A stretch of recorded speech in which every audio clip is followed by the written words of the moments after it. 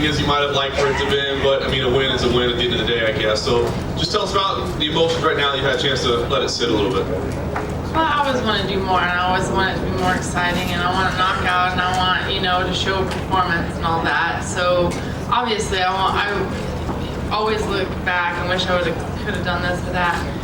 With that being said, she's also one of those really scrappy fighters, and she can kind of make a fight look messy.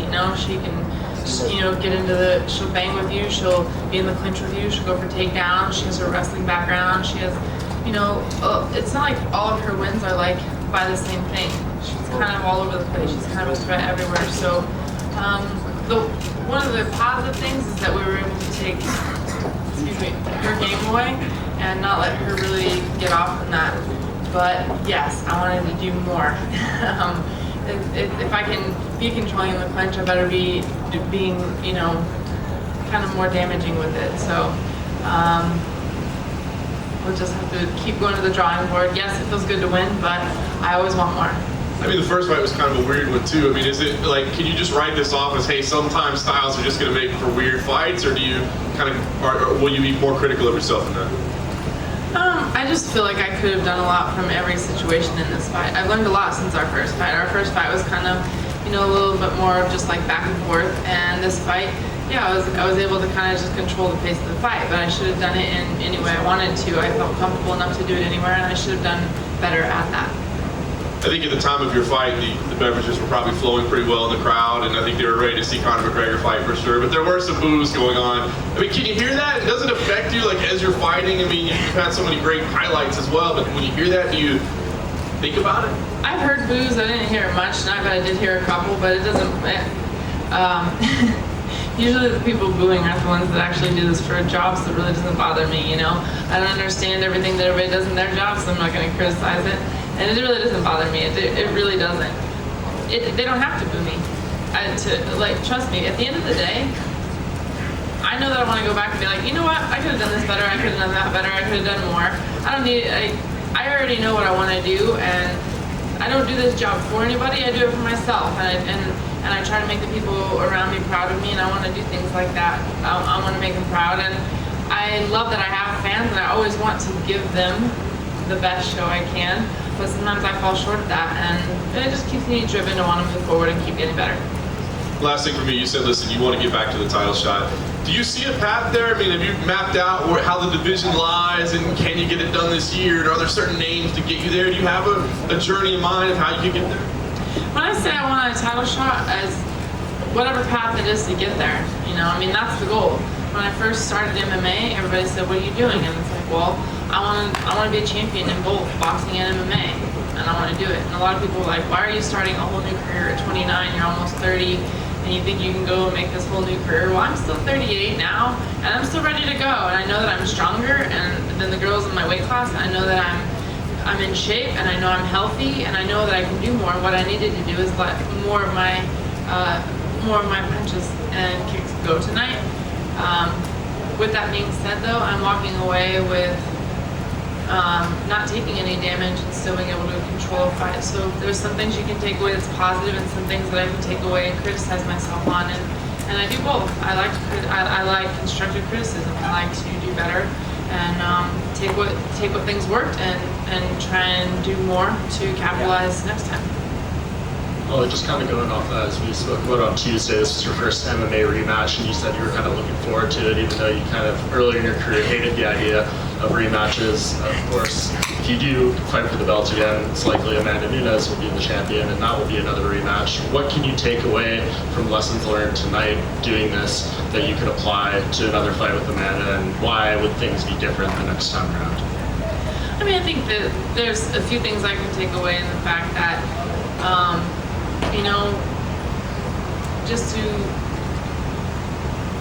tonight we were able to take away Raquel's game plan. She wasn't really able to get off doing anything that she wanted to do. So there's something to say for that. But I know that it would be a totally different fight with Amanda, and I would definitely need to perform better than what I did tonight in order to get that victory. And so that's what I want to do. Hey, Holly, down here. You had an injury, I guess, that forced the fight to this card. Can you talk about what that was? The last week of training for my last fight, I felt something pop in my hamstring, and I thought, well, I went through the whole weekend, or for the next couple of days, I would just like sit on the bag and ground and pound because I couldn't even really like move around on my legs. And I just wanted to see how it felt before I said anything. Because there's every fight camp you have little bumps and bruises by the time you actually get to the fight. You spend weeks going in and beating yourself up. So there's always a little bump or bruise here. And I've only had to pull out of one other fight for a herniated disc, which ironically was for Raquel Pennington. It's the only 2 fights out of all boxing. Over 50 fights in my career, there's only 2 fights I had ever had to pull out of for an injury. And I don't ever pull out right away until I know for sure if it's something wrong. And we just called and I said, I don't know what it is. There's something wrong with my hamstring, but I just can't fight on it. So they flew me out. They wanted to get an MRI on it and see what was really wrong. And I had torn 30% of the ligament that holds my hamstring. And there's just no way I was going to be able to be explosive off the kick off it. I mean, I couldn't even bend over to pick something up off the floor, you know, any kind of motion like that. There's just no way I could have fought on it. And it was one of those things like, well, can I fight through it? And pretty much across the board, every doctor I talked to is like, I would say most likely you're gonna just tear the whole thing if you go try to fight on it like that. And then I'm out for how long, you know? So they said if you let it heal, so that's what I did. I let it heal, and I went back and they checked it and made sure that it was 100%. All the fibers had grown back, and at that point even they said they're there, but they're still need to build to be stronger, so start slow with the training camp. And basically the doctor said, yeah, we'll clear you to fight for the 18th, but like no sooner. So as soon as I was able to get in there, I went at it. And during the first part of this training camp, actually I actually took it slow. There's a lot of certain kicks I didn't throw. I started just boxing for a while to take it easy on my hamstring, and as the fight camp went, I ramped it up, and by the end of the camp, I didn't feel anything in it. I was very confident in my hamstring, and it's doing great. And then I think when the news came out that the fight was going to be rescheduled, people thought that, well, it's obvious that the fight is going to be in Rio Rancho, going to be in Albuquerque. It wasn't. Why? Are you upset the fight wasn't in your hometown? Yeah, you know what? I just want to take whatever opportunity is there. And we had signed the contract for this fight, and then when the Rio Rancho card got announced, they said we want you to fight Rio Rancho, and Raquel Pennington said that particular time she couldn't make, so they said, okay, well, let's keep it in January. Is that? Would you like to fight in the UFC in Albuquerque at least once? You know, if it runs across, then yeah. But if it doesn't, I don't get my heart set on one thing. You know, I want to take whatever opportunities in front of me. And I'll definitely be there watching though, and I'm super excited to watch everybody on the card. I'm excited that UFC is coming to Albuquerque, you know. I'm very prideful of the city, and they're very, very supportive, so I'll definitely be there for the event. You wouldn't be able to like turn around and fight in the car for I mean, I'm feeling great, and I'm healthy, so it's really not the worst idea. Last thing, you mentioned in the cage that there were some other things kind of going on in your life before this fight. I don't mean to pry, but do you want to let us in on any of that stuff? You know, it was one of those things I really didn't, leading up to the fight, I really didn't want to say anything that's going on, because I don't want anybody thinking that, like, I'm making excuses before the fight. Because I feel like life happens to anybody, no matter what. We all have things going on in our life, and we have to learn how to balance them. We're fighters, we have to be able to do that. And I mean, I'm open to talking about it. My father had a stroke about 3.5 weeks ago.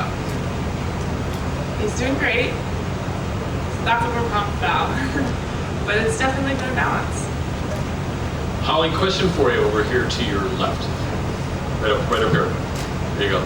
So if you were to fight in New Mexico, and for your next fight, do you think 45 might be something you prefer? You made the cut again to 35. It's not an easy one. Do you feel like you want to stay at 35, or is 45 something that might interest you? You know, I feel comfortable going to 35. Yeah, I gotta cut a little more weight to go to 35, but I don't ever get in there and feel gassed out or that I drop too much, or, you know, I think that a lot of people, they cut a lot of weight to make it, and then they feel like they're gassed out. And I feel like, you know, I've had a pretty long career. I don't even know how many fights I've had total, but it's like 55 or 56 or something like that. And, you know, for as many times as I cut weight, I'm 38 years old. I don't feel like I get in there feeling like I got gassed out. I feel fine. So You know, 135, I feel like if you can make that weight and you feel fine, then it's probably where your home should be. But I'm not against, you know, fighting at 145. I still know that I'm strong enough to fight at 145, and I still feel like I'm a big enough fighter for 45. So it's not that I'm stuck at one or the other, but 135, I feel is maybe more my home, but I'm open. You are the only world boxing champion who's become a UFC champion. There's a lot of talk from boxers about coming and jumping into this game. Clarissa Shields is talking about wanting to come in and test Amanda Nunes. Can you give your opinion on how long it'll take a pure boxer, even at the elite level, to jump in here and be able to handle themselves in? I say it takes time. It takes mat time, because even if you learn everything, you can learn every technique there is, but how do you really react when it's live time to do it? And I think that one thing that made it easier for me to transition is that my amateur career was kickboxing. My first boxing fight was my first pro fight. It was one of those things like, nobody really wants to fight right now, we gotta fight for you, but it's just gonna be boxing. Oh, and it's pro, and I was like, okay. And I used to literally rely on just kicking. If you saw my amateur kickboxing films, I literally just kicked them the whole time. I had no boxing. So I had to like learn this love for boxing. But then going into MMA, I had that background. And my entire boxing career has been out of the same gym. So it was very familiar to me in between boxing camps. I would kind of kickbox while I sparred sometimes. So I feel like the transition was a little more familiar for me than most people it would be. Because my coaches, Greg Jackson's worked in my boxing corner. So I have always been around that. So I feel like the transition maybe was a little bit easier for me. With that being said, Clarissa Shields is obviously a champion, like I think 3 different weight classes. She's 24 and she's done this much already. How do you get there? Is from hard work, determination, belief in yourself, and skill. And so if she's done that, we'll see what happens. But I definitely think that, you know, it's a different game. So it just takes time. The time, can it be done in 6 months or a year, or would you think more like 2 or 3 years if you had to say? I would say it takes time. However, I'm one of those that thinks you can do anything. I said I'm going to leave boxing and start a whole new career, and I'm going to be champ, and everybody's like, okay, whatever. And I was able to do that, and I'm still pushing for it. So I'll never say it can't be done. Do I think that it takes a while? I really, truly do. Last question for me. You're doing well, you look great, but do you have an end date on the career? Have you talked to Coach Jackson or Coach Wink? Any thoughts that you got 2 more in you, or 2 more years in you, or anything at all? Yeah, I don't think like that at all. When I was done boxing, I literally was sparring. I had a boxing fight coming up, and I was sparring, and I was like, I don't want to do this anymore. And I asked Mr. Winklejohn, can I just talk to you in your office before I leave? And I said, I don't really have a passion to box anymore. I'm just going to finish this fight because I signed the contract, and my motivation is that I don't want to go out on a loss. And this is my last boxing fight, and I'm not going back. And that was it. I just felt it. So I do not feel any want to leave this sport right now at all. So I just go fight by fight. You know, right now I love this sport. I still want to do it, especially after a night like tonight. You have the taste of the win, but you know you could have done so much more. Of course, I want to get back in there. Excellent. Congratulations on the great win.